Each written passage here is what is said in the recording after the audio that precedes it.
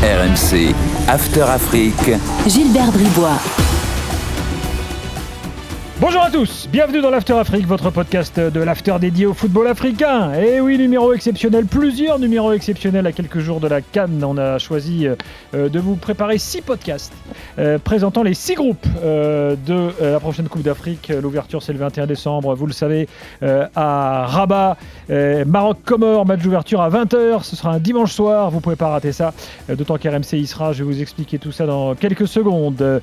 Après le groupe A, enfin je ne sais pas si vous les écoutez dans l'ordre après tous les podcasts, hein, vous qui êtes avec nous là, peut-être que vous vous êtes amusé à le faire dans le désordre. Enfin là, on va se concentrer sur le groupe B.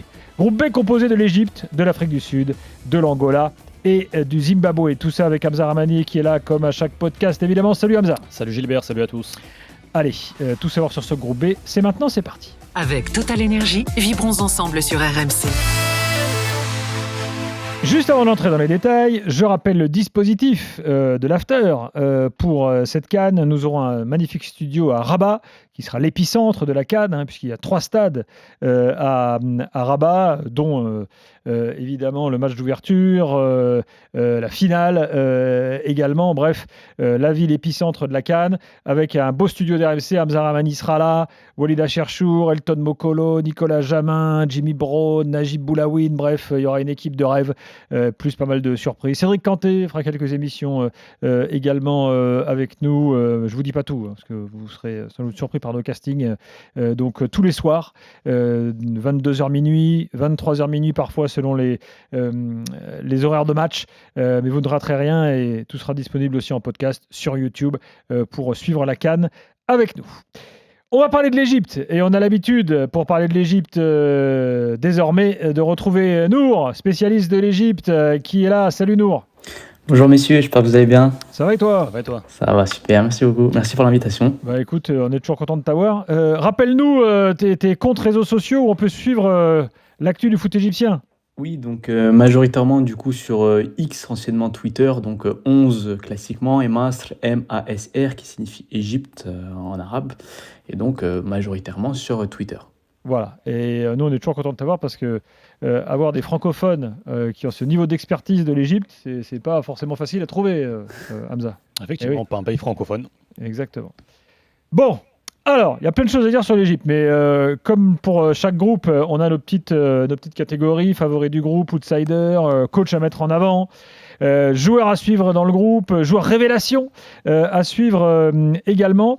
Je vous attends déjà sur le favori, parce que je risque de ne pas avoir le même que vous. Nour, toi tu me dis que l'Égypte est favorite du groupe ?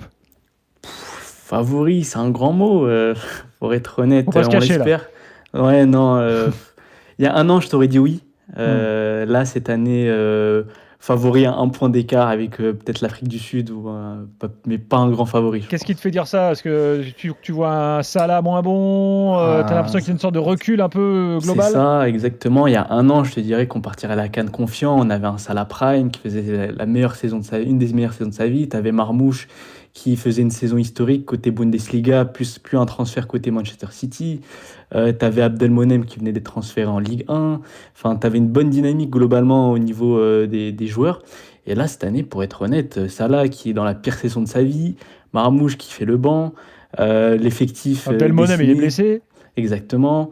T'as un coach qui fait pas l'unanimité. C'est-à-dire, là, pour être honnête, favori, c'est un peu un gros mot pour cette année, je pense.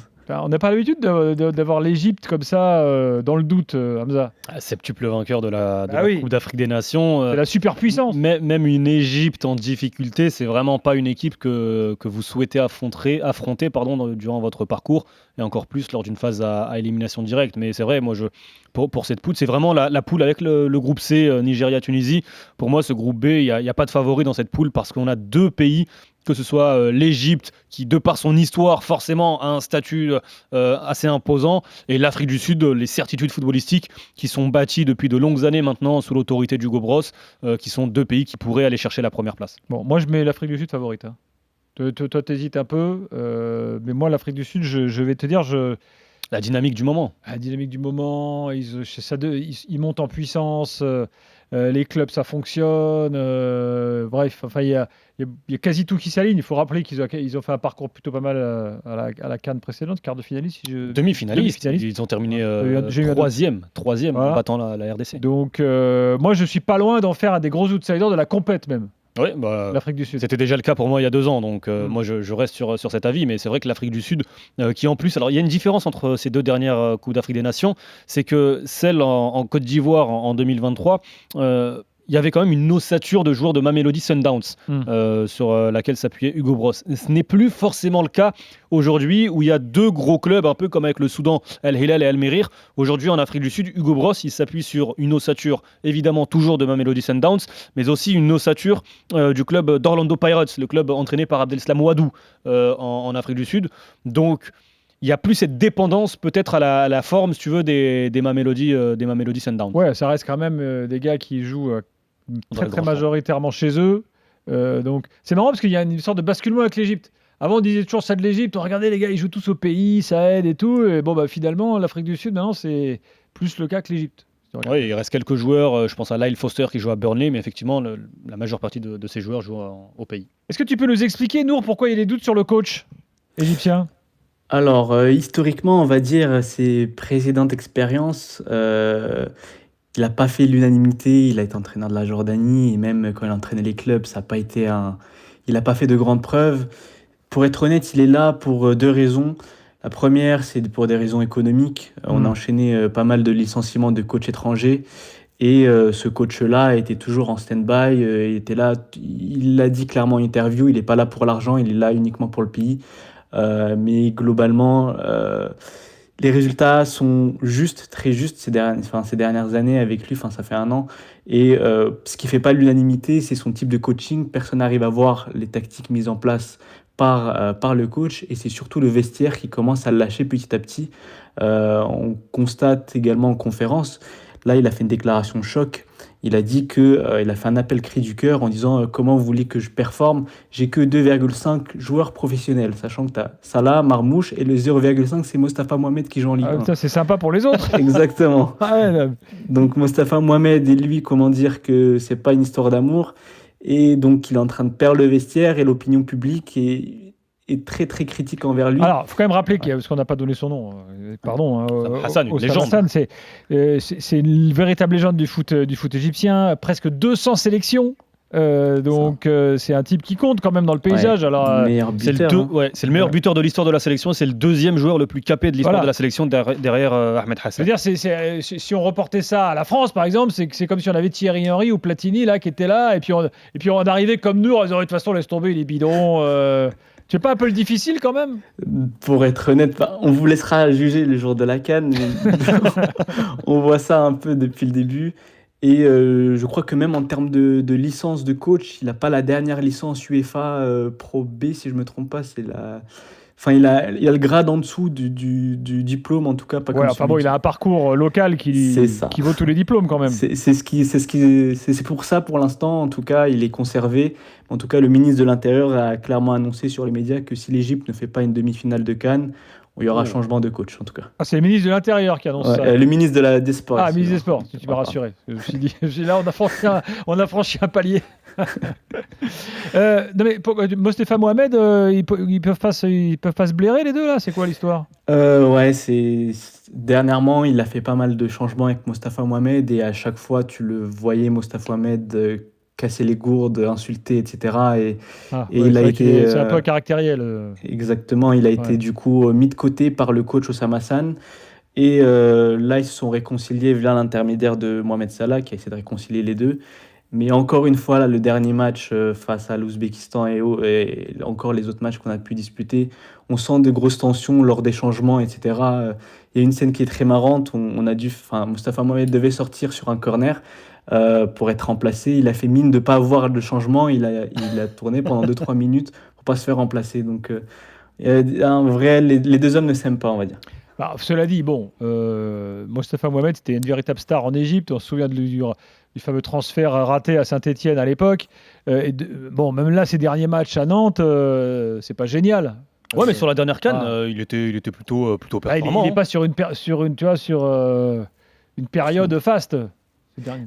Ouais. Ouais, il est caché par Ablin et surtout le système de jeu du FC Nantes le met pas forcément en valeur ces dernières années. Il y a Donc, souvent des problèmes avec les coachs, hein, parce que rappelle-toi, avec Comboiré, ça se passait pas bien non plus. Hein. c'est ça. Et à la fin, quand Comboiré est parti, il a dit ouais, on va enfin pouvoir jouer au foot. Je sais plus quelle était la déclame, mais il avait bien allumé. Pas facile à gérer celui-là. C'est ça. Ce qui est fou, c'est que là, on parle de l'Égypte, cette Coupe d'Afrique des Nations, on se pose la question, est-ce qu'ils sont favoris? Là, on n'a pas d'argument footballistique. Là, pour l'instant, c'est Ouais. les histoires extra-sportives, presque, j'ai envie de C'est dire. vrai. Gestion de groupe. Non, mais les arguments footballistiques, venons-en à Salah. On peut détailler un petit peu. Parce que Salah, ok, moins bon à Liverpool, mais enfin, est-ce que c'est transitif? Est-ce que ça veut dire qu'il n'est pas capable de remonter le niveau avec la sélection nationale, où là, il est le patron? Alors, pour être honnête, sur les derniers matchs, c'est le même Salah de Liverpool. C'est-à-dire que c'est pas la magie qu'on retrouvait ces dernières années. Après, ça reste toujours Mohamed Salah sur un ou deux ballons. Il a toujours son côté tranchant sur les actions. Donc, ça, il n'y a pas de doute. Mais c'est plus le Salah qu'on reconnaît, même en sélection, même sur les efforts défensifs. On le remarque tout de suite. Là, en ce moment, là, celui qui se met un petit peu plus en valeur, qui a porté le statut d'attaquant et de leader en attaque, c'est Omar Marmouche, qui était un peu critiqué ces dernières années en sélection. Là, face à ces derniers matchs, justement, quand on a joué le Cap-Vert, Salah a été et a été reposé. Omar Marmouche, lui, il a pris le lead en fait en attaque et franchement, il a fait une très très grosse prestation et donc on espère le voir sur cette bonne dynamique, en tout cas pour la CAN, mais c'est un des plus gros espoirs, en tout cas pour Marmouche qui cette était CAN. titulaire en Ligue des Champions face à Leverkusen récemment. C'est ça, et remplacé à une heure de jeu Après, tu par diras, Haaland. City a perdu, donc c'est peut-être Ouais. pas forcément. Il n'a pas marqué en l'occurrence, mais il était quand même titulaire récemment. Moi, j'ai une question autour de cette Ouais. sélection, c'est la gestion Coupe arabe, Coupe d'Afrique des Nations. On sait que la Tunisie va envoyer son sélectionneur A et certains joueurs de l'équipe A disputer cette compétition. Ce ne sera pas le cas pour l'Algérie, ce ne sera pas le cas pour le Maroc. Est-ce que du côté de l'Égypte, on se réserve le droit de convoquer des joueurs à la fois pour la Coupe arabe et à la fois pour la CAN? Non, ça va être exclusivement les non-joueurs non nominés pour la CAN iront disputer la fameuse Coupe arabe. À savoir que pour la fameuse Coupe arabe, Pyramide FC, qui est du coup le champion titre d'Égypte, le champion de la Ligue des champions africaine et le champion de la Coupe Afrique-Asie qui a battu du coup Al Ahly saoudien cet été, a décidé de ne pas envoyer leurs joueurs à la Coupe arabe. Donc on jouera donc sans les joueurs de Pyramide FC qui représentent un bon tiers de talents qui s'étaient entraînés justement pendant également les matchs préparatifs. Il y a eu 2 matchs préparatifs pour la Coupe arabe. On a joué 2 fois l'Algérie, un premier 0-0 et un 3-2 en fin de match pour l'Égypte. Mais là, on va se lancer du coup sans Pyramides FC pour cette fameuse Coupe arabe. Bon, on a parlé des favoris. On va mettre favoris et outsider. À moins que tu sois capable de me dire, Hamza, que l'Angola ou le Zimbabwe peut être un outsider de ce groupe. Angola, outsider. Carrément. Angola, un outsider. Bah alors, moi, je les mets quand même derrière les 2 pays que l'on a précédemment cités, mais l'Angola, de par déjà le parcours quart de finaliste il y a 2 ans, on rappelle qu'ils ont changé de sélectionneur. C'est Patrice Baumel depuis quelques semaines bien dans l'after, qui a remplacé Pedro Gonçalves. J'avais été, moi le premier en tout cas, surpris de voir le limogeage de Pedro Gonçalves après, il est vrai, un parcours compliqué lors des éliminatoires pour la Coupe du Monde 2026 où ils ont terminé loin derrière le Cap-Vert, le Cameroun et même derrière la Libye. Maintenant, c'est une équipe qui, même sur ce parcours des éliminatoires, c'est 2 victoires seulement, mais c'est 2 défaites aussi. Ça veut dire que ces 6 matchs nuls, c'est une équipe qu'il est difficile de battre. Là, le mois de novembre, ils ont perdu face à l'Argentine pour le match fameux à 10 ou 12 millions de dollars pour célébrer les 50 ans d'indépendance du pays. Défaite 2-0 face à l'Argentine. Mais l'Angola, je pense que ça peut rester une sélection difficile à battre. Donc, il peut poser des problèmes à n'importe qui. Tu peux en faire un outsider. Je peux en faire un outsider, oui. Bon, moi j'ai l'impression quand même que tu as 2 gros... Pas de Coupe d'Afrique des Nations, Oui. de ce groupe C. Pour se qualifier, quoi. Pour se qualifier. Mais après, ils peuvent se qualifier en étant 3e, en rappelant la formule. Bien hein. sûr. Ouais, bien sûr. Ou se qualifier en étant 2e devant... Mais cette formule, elle est un peu chiante, pardon, mais on se souvient par exemple qu'il y a 2 ans en Côte d'Ivoire, on était tout le temps dans le calcul permanent, parce qu'il faut que tu prennes tous les 3e, le nombre de points, la comparaison, des machins. De but, bref, c'est une formule un peu... Enfin, moi, j'aime pas. Pas clair, t'es dans le calcul permanent. Bon, bref, c'est comme ça. Mais donc, oui, l'Angola peut être dans les 3. On reparlera du Zimbabwe tout à l'heure, qui semble un petit peu plus faible. Quel est le coach à mettre en avant dans ce groupe, Hamza, tu dirais qui? Ouais, moi j'en ai un, c'est Hugo Bros. C'est la dernière Coupe d'Afrique de sa carrière. Il arrivait en fin de contrat. Oui, il a annoncé sa retraite. Il a annoncé sa Je me retraite. méfie toujours des coachs qui annoncent leur retraite. Bah écoute, en Parce que tout cas, parfois, on leur lui, passe un coup de fil et puis il dit, lui, il l'a annoncé il y a de longs mois maintenant en disant que cette expérience avec l'Afrique du Sud serait sa dernière à l'issue de la Coupe d'Afrique ou de la Coupe du Monde en cas de qualification. L'Afrique du Sud est mondialiste, mais là aussi, un peu comme Paul Pout, Hugo Bros, un entraîneur ou un sélectionneur d'expérience qui a remporté la CAN avec le Cameroun dans un contexte, on se souvient, où il y avait 10, 12 ou 15 joueurs camerounais qui avaient refusé de disputer cette compétition. Et Hugo Bros, au-delà de son expérience africaine, c'est l'homme du projet aujourd'hui de la sélection des Bafana. Et tout ce que l'on voit de positif aujourd'hui autour de cette sélection, c'est affilié quand même à Hugo Bros. Là, vous allez voir le groupe des 23 ou des 27 qui seront convoqués pour la Coupe d'Afrique des Nations. On sera pas sur 100% de joueurs qui étaient là il y a 2 ans. Il a régénéré, il a modifié aussi ce groupe. Il a écarté certains joueurs, Percy Tao qui a joué à Al Ahly notamment, qui a été un cadre qui aujourd'hui je crois joue au Vietnam d'ailleurs. Il a été écarté. Il y a d'autres joueurs aussi, Lorch qui joue au Wydad, il ne l'a toujours pas convoqué malgré ses bonnes performances. Et il continue de régénérer ce groupe, donc j'attends beaucoup d'Hugo Bros. Ouais. Ouais, c'est intéressant ce qu'il a fait. Nour, toi, tu évidemment, tu vas pas me dire que le coach à suivre, c'est le coach de l'Égypte, hein, vu que tu nous as fait un beau portrait tout à l'heure. Tu es d'accord avec Hamza, du coup? Oui, totalement. Bah, certainement. Enfin, la majorité de l'opinion publique égyptienne aimerait voir Osama Hassan briller, pour être honnête, pour la figure qu'il est, mais on va dire que les probabilités sont basses. Donc ouais, je partage l'avis d'Hamza. Alors, sur les coachs à suivre, moi, je dis quand même Patrice Baumel. Parce que, mine de rien, alors, c'est un parcours, il est assez peu connu en France. Patrice Baumel, il a été un adjoint d'abord d'Hervé Renard pendant longtemps, notamment quand Hervé Renard était sélectionneur du Maroc. C'est un type qui a des techniques d'entraînement assez innovantes, qui a réussi ensuite en Algérie avec le Bouloudia, qui a été champion, ça s'est très bien passé. Il a ensuite rebondi au Qatar, il était en finale de la Coupe du Qatar, donc il a eu à peu près des résultats partout où il est passé. Oui, moi j'avais été déçu par le style de jeu qu'il avait proposé avec la Côte d'Ivoire à l'époque dans un football post-Covid. Donc voilà, il y a certainement des circonstances atténuantes. Mais moi j'attends pas énormément de Patrice Baumel parce qu'il vient d'arriver. Donc je sais pas s'il aura le temps d'imprégner sa patte autour de cette sélection qui, je le rappelle, restait sur des performances assez positives. Et entre le moment où le coach Gonçalves est arrivé, ou même si on prend la dernière Coupe d'Afrique, à la dernière CAN, avant la dernière CAN, ils étaient 117e mondial. Aujourd'hui, ils sont 89e mondial. Avant la dernière CAN, ils étaient 28e sur le classement africain. Aujourd'hui, ils sont 17e mondial. Donc, il y a un gros travail fait par Pedro Gonçalves sur les 5 ou 6 dernières années. À voir si Patrice Baumel pourra ajouter sa patte pour cette CAN. Quel est le joueur à suivre pour toi dans ce groupe, Nour, si tu en avais un parce qu'on parle toujours, dans l'équipe d'Égypte, on parle toujours un peu des mêmes quand même. Tu vois, tu as quelques grosses stars, mais est-ce qu'il y en a un autre que tu veux mettre en avant et tu dis celui-là, regardez-le, il va vous surprendre? J'en ai 2. Il y en a un qui est peut-être plus connu que les autres. Il y en a un qui s'appelle Ibrahim Adel, que Hamza connaît bien, je pense. C'est l'ancien de Pyramids FC qui a basculé à côté d'Al Jazeera. Il a un gros talent, pour être honnête. Il était annoncé il y a plusieurs années, un peu comme le successeur de Mohamed Salah, mais finalement c'est pas vraiment ça. Mais il reste toujours un gros talent. Il est en mauvaise forme actuellement dans son club Al Jazeera où il évolue avec Mohamed El Neni. Mais c'est un talent où il faut vraiment garder un œil sur lui quand il fait ses entrées. Il peut être vraiment très impactant. Et un deuxième joueur qui est intéressant, c'est la doublure du gardien. Donc on a le gardien qui est assez vieux, 35 ans de mémoire, c'est El Shenaoui.